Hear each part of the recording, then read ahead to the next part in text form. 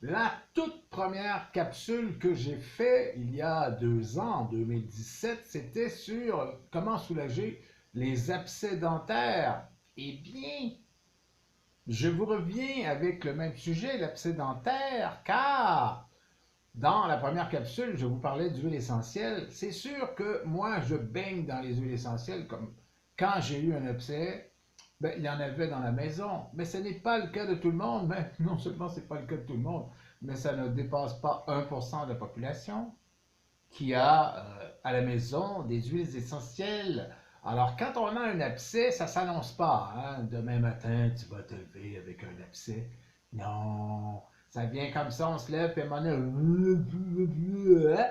Alors, est-ce qu'on peut se soulager avec quelque chose susceptible d'être dans la maison? Oui. Et c'est pour ça que je fais une espèce de soulagement dentaire 2. Voilà, la suite, ok? Bon, alors voilà, vous avez votre abcès, vous savez c'est quoi, ça fait mal, la gencive est grosse, etc., etc. Et on veut un soulagement avant d'aller voir le dentiste, parce qu'éventuellement, c'est conseillé d'aller voir un dentiste pour la cause. Comment ça se fait que tu as un abcès dentaire, mais là tu l'as, et tu veux te soulager? Eh bien, 5 remèdes de grand-mère qui peuvent vous soulager. Alors, petite recherche, j'ai fait beaucoup de recherches dernièrement, et vous aurez les résultats très prochainement. Ça commence. Un clou de girofle. J'avais parlé de l'huile essentielle de girofle, bien sûr, ça c'est des milliers de clous. Mais vous n'en avez pas, mais vous avez peut-être des clous de girofle parce que vous faites de la cuisine.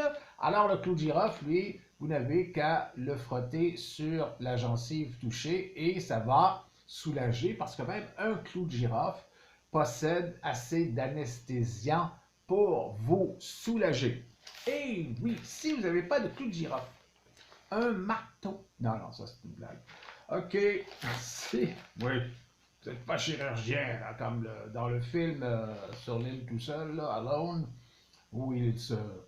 Avec un patin à glace. Oh non, non, non, non, ce n'est pas conseillé. Alors, il y a beaucoup mieux dans les recettes de grand-mère, comme le bain de bouche au bicarbonate de soude. Du bicarbonate de soude, tout le monde devrait avoir ça dans la maison, car c'est un produit fabuleux. Alors, bicarbonate de soude, un petit peu, une cuillère à soupe dans un petit peu d'eau, bain de bouche et soulagement immédiat. Alors là, si vous n'avez pas de bicarbonate de soude, eh bien, il y a le thé noir. Oui, le thé noir élimine le pus. Bon, et dans ce genre d'atteinte, l'abcès, il y a du pus.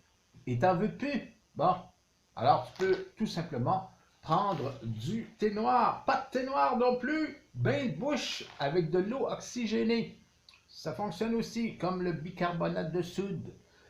Pas d'eau oxygénée non plus, coudonc, chez vous, il n'y a pas grand-chose. Non, ok. Il y a une cinquième solution, le vinaigre de cidre de pomme.